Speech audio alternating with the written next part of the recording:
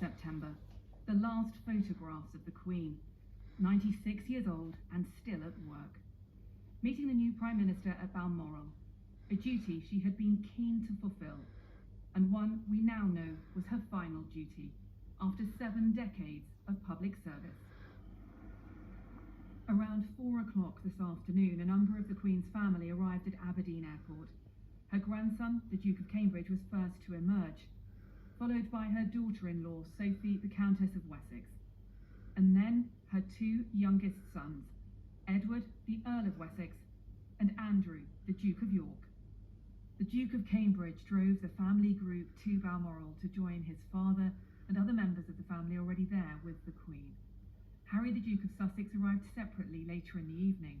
Here in the UK for a number of charity events, his wife Meghan did not accompany him to Scotland. At 6:30, Buckingham Palace officially announced the death of Queen Elizabeth II.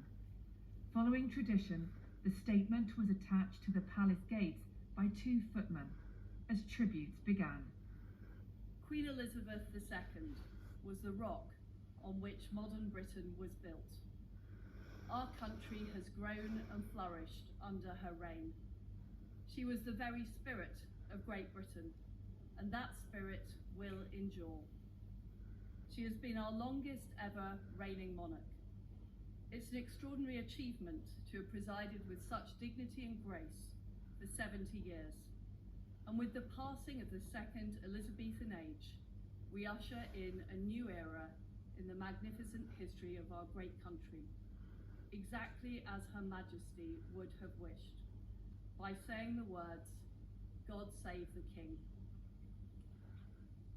And also from the Leader of the Opposition. For the vast majority of us, the late Queen has been simply the Queen, the only Queen, above all else, our Queen.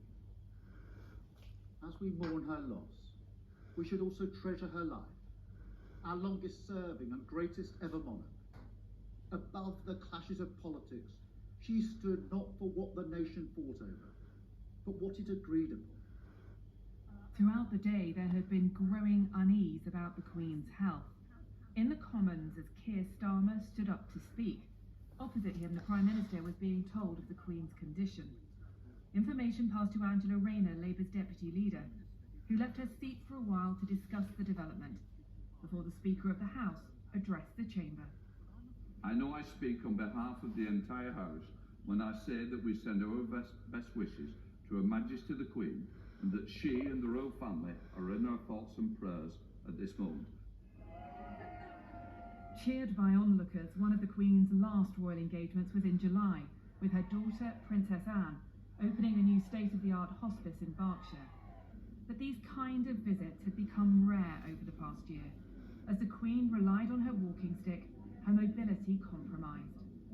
The royal household had tried to adapt to keep her active and visible.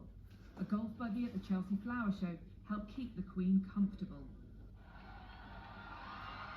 But she had become noticeably thinner and frailer, something that severely limited her involvement in her own Platinum Jubilee celebrations, with her family increasingly representing her.